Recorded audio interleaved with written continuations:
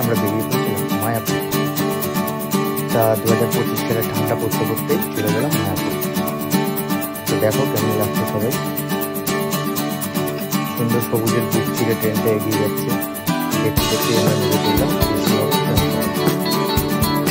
ওইখান থেকে অটো ধরে বেরিয়ে পড়লাম হুল্লোড় ঘাটের উদ্দেশ্যে। এরপর চলে আসলাম হুল্লোড় ঘাটে। এখানে আসতে সুন্দর একটা নৌকা করে পুরো করে শীতের আমরা শীতটা সুন্দর করেছি। আমাদের দামোদর মাছ করছিল ভগবানকে বিশ্বাস করানো ক্রিয়া অর্জন করলো।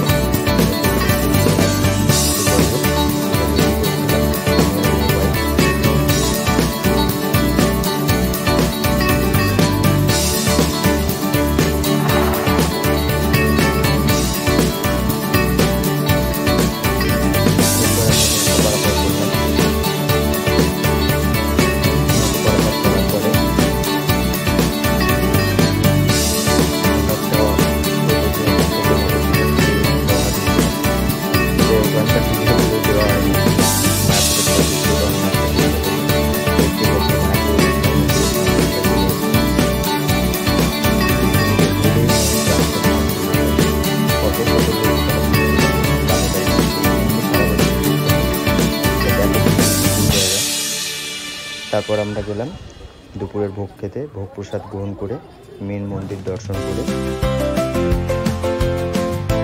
ওখান থেকে তারপর বেরিয়ে পড়লাম গোশালার উদ্দেশ্যে। রাস্তাটা দেখতে হচ্ছে কত সুন্দর। এখান থেকে আমরা দুজন মিলে গিয়েছিলাম গোশালায়। খুব দারুণ, এত সুন্দর নেচার, এত সুন্দর কথা বলে এখানে, না বলে বুঝতে পারবে না। আশা করি সবাই তোমরা দেখো। এত দারুণ জায়গা। এরপরে বাড়ি ফেরার পালা। মন খারাপ হয়ে গেছিল, শ্রীকৃষ্ণের কাছে সারাদিন থাকার পর আসতে ইচ্ছা করছিল। যাই হোক, ওখান থেকে বাই টোটোতে আমরা কৃষ্ণগঞ্জ স্টেশন অব্দি এলাম। যাওয়ার সময় সূর্যাস্তের সময় আমরা সূর্যটা ভিডিও করেছিলাম। এখন কি দুর্দান্ত লাগছে দেখতে। আর এখন রাস্তাঘাট তো প্রচুর ডেভেলপ করে দিচ্ছে, দুর্দান্ত রাস্তাঘাট, কোনো রকম অসুবিধা হয়নি। তাই হলো আমাদের মায়াপুর ট্রিপ।